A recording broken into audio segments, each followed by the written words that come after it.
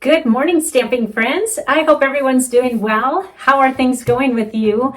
I'm really excited that we are continuing our 6 weeks of birthdays, and I'm curious how you guys are liking that. It seems like for me, the cards that I send most often are birthday and thank yous. So I am so excited to be building my stash again with these extra birthday cards that I'm doing. Well, today is a project that I created. Joey created a project last week with the taco set, and so this is the week for my turn, and so this card is designed by me, and I'm anxious to share it with you. So I hope you like it, and let me turn my camera around, and then we will get started on today's project. Today's birthday project is going to be using the stamp set Taco Fiesta. Oh my goodness, you guys, I love this stamp set. I have done so many projects with this. In fact, I'm doing a little, I call it We Star Weekend at the end of the month for some of my team members, and I'm renting an Airbnb, and I have so many things to share with you, but I'm going to wait until after our little weekend because I don't want to spoil the surprise for them.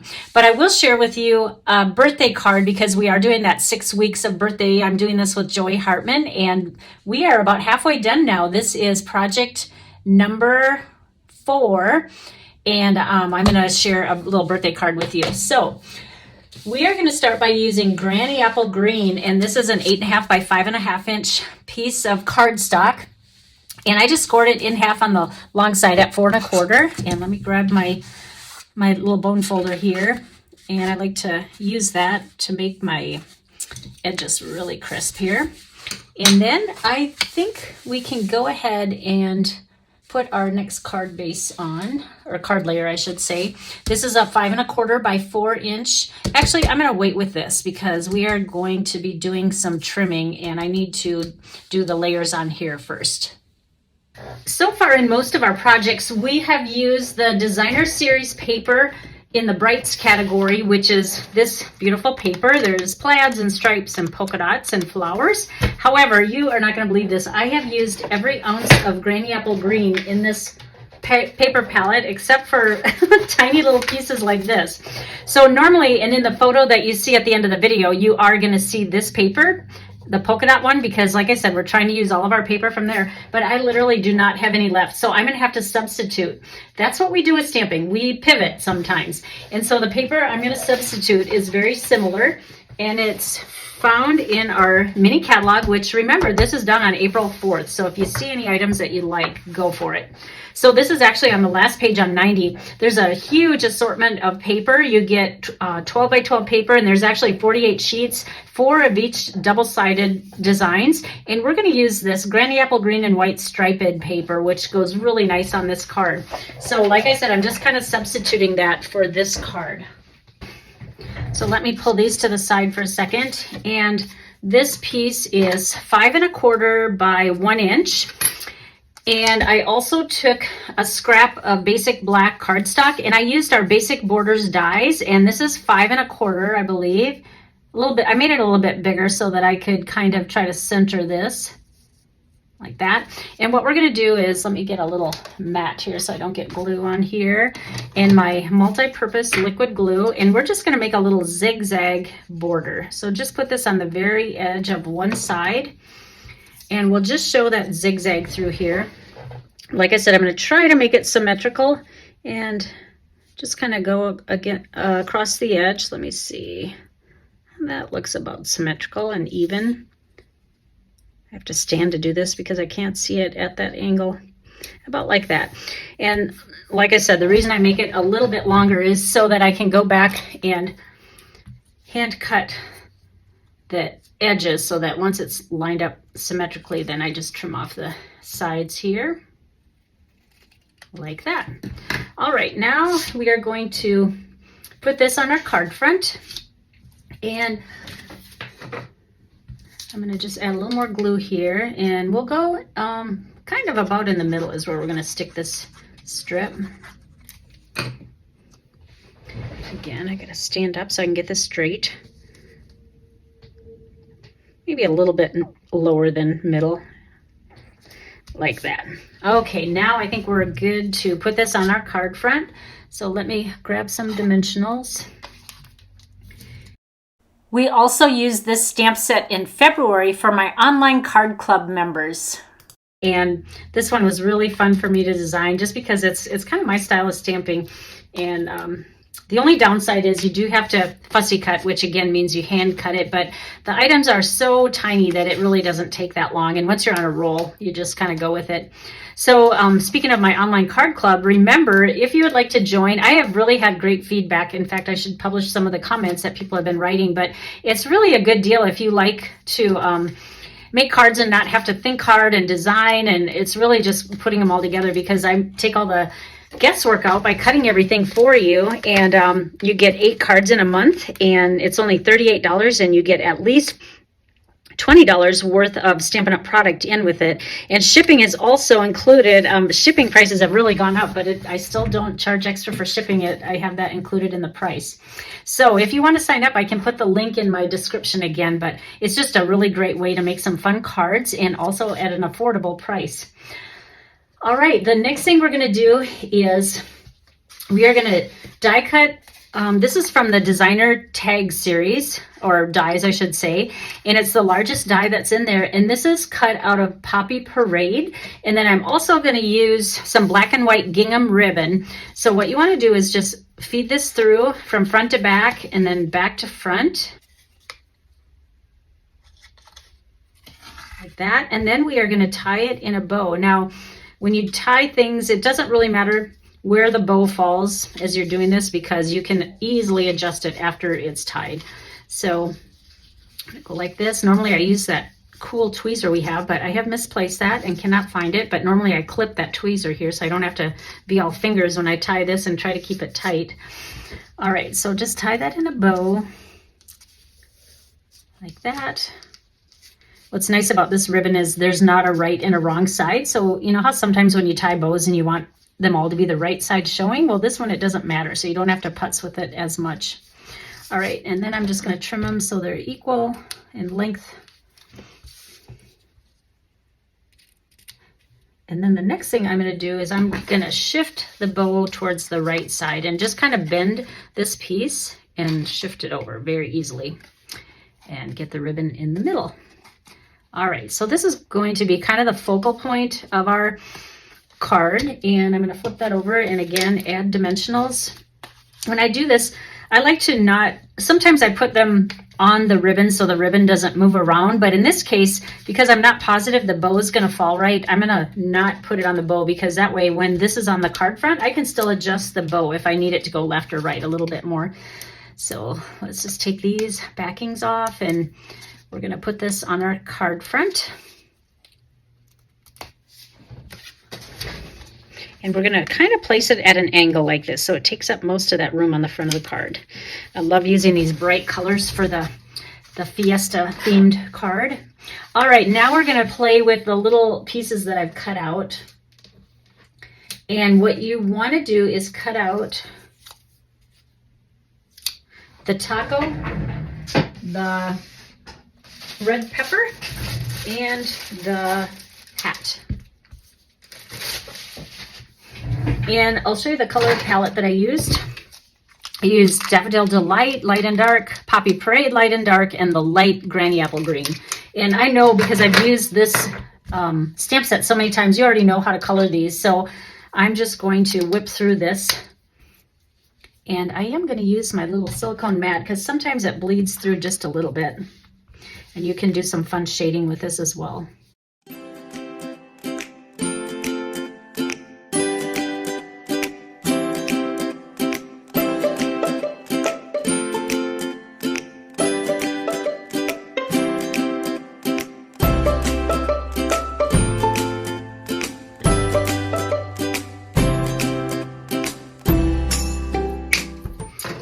There you have it for these little pieces. Now the next thing, you know what? We can even add a little mustache and face if we want, but for this one, I'm just going to leave it blank. But if you want a little more cuteness and funness, you might want to do that. All right, the next thing we're going to do is take a piece of basic white cardstock, and this is very close to a square, but it actually is a rectangle. This is 2 3/8 inches by 2 1/8. You want to make sure the longer side goes this way. And I'm going to put paper under there so I don't get this on my mat. And then we're going to take the cute little saguaro And we are going to randomly stamp on the back of this using Memento Black ink. So just kind of start wherever you want and go randomly. You're only going to see the top part of it, so a lot of it's going to be covered up, but just kind of go random here. We don't even need one. Well, maybe we'll put one down here like this. All right, then we're going to take our Granny Apple Green, the light end, and we will color. It just goes faster when you can use the brush end for larger images like that. And then we're still going to go back and shade, but this will get most of it colored in fast. I love our blends because it doesn't leave those lines, you know, like when you use Stampin' Right markers or really any marker, it kind of leaves marks of where you've already colored and it looks kind of striped when you're done. But this does exactly what the names say, blends. It blends it together so it doesn't do that streaking. That's why I love these. All right, see, that didn't take very long. Now we're going to go back with that little bit of shading. So we are, I guess I didn't have this shown originally, but we're going to take some darker and go. I always choose one side of the image and choose that on all the areas that are going to have shading. And like you can see, I'm going on the right side. So choose the right side of everything and go with your little line like that. All right, and now we'll do the blending part. Now, when you color, just know that it takes a little bit of time for it to actually do complete its blending process. So even though there's that very distinct line there, don't worry about it because it will eventually blend a little bit better, but we can always come back to it. So just kind of lightly go over that where that little seam is, but don't do the whole thing. You want to leave some light space too. Just a little bit of practice will get you used to that. Okay, now I'm going to go over this larger one again where that harsh line is. You see how it's starting to blend? And then this one, I'm just going to kind of go like that. I always, again, like to keep that light space in there, so you don't do the whole thing. There. And you'll see it continue to blend here. Just a little bit more. Okay. Now, what I did was I took basic black and we're going to make a little border on this. So this one's just going to be 1/8 of an inch larger, which will make that 2.5 wide by 2 1/4. And then we will just adhere this to the black paper.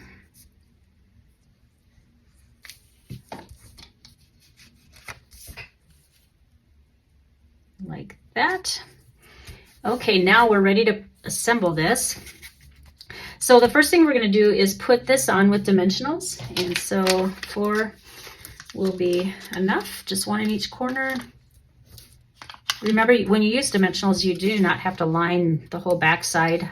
I know there's a lot of people that think that it's going to be in a hurricane and these things are going to blow off, but you really don't need to line your paper with, unless you just enjoy buying dimensionals, then I guess that's okay. All right, this is where we might have to tweak this bow because I want this bow to be over to the right, and this is going to be lined up, centered at the angle. So, you know, you can see the line I'm following, and it's going to go right under here. There we go, that's pretty good. And then if you need to, you know, adjust that bow, you can move it a little bit still.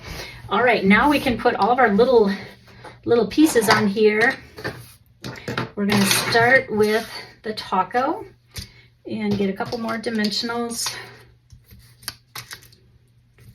And the little pepper, I think we can get by with 1 on here. That's about all that's gonna fit. And you can just place these really however you would like.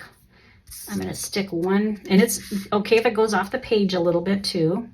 So how about 1 like this, and 1 over here in this corner.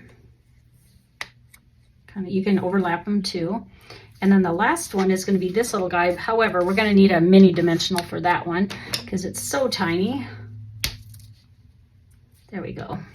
And you can see that I have the set that I colored up here, but I had pre-colored another set because I'm making 2 of these cards. I want to send one as well, like that. Okay, now the only thing missing, because like I said, this is a birthday card and it needs a birthday sentiment. So what I did was I took basic black cardstock and craft white, because that's really the only ink that will show up on black cardstock. And we are also going to use our craft white ink. And the sentiment is going to say, "Holy guacamole, it's your birthday." And the only reason I chose this sentiment is because this is the only one that has a birthday sentiment on it, and this is a birthday card. So even though there's not guacamole on here, you know, I could have easily put a bowl of guacamole on there, which I probably should have, but I thought that might get a little bit too green. And then we're just going to fussy cut this, and we are going to do it as straight as we can. You could, if you want to use your banner punch, you can.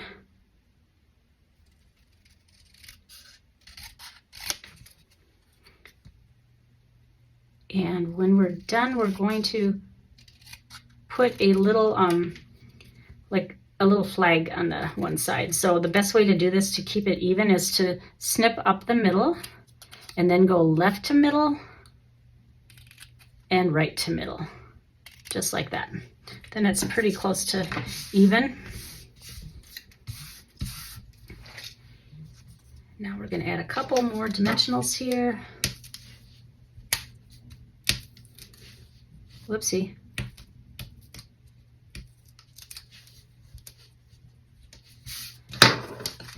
And I think the best placement of this one will probably be the lower right-hand corner right here. And I cut that straight so that you can line it up with the edge of the card here like this.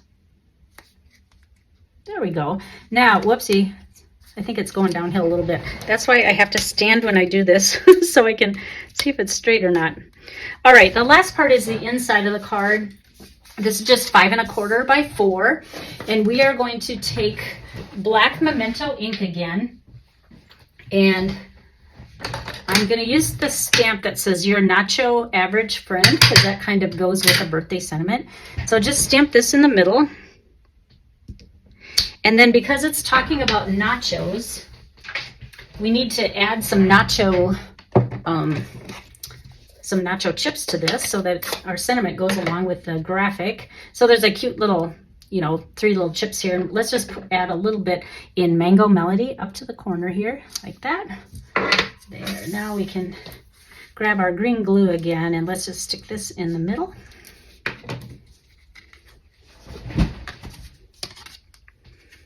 And center that, and there you have it. There's our cute little birthday using Taco Fiesta. Do you like that? Isn't that fun?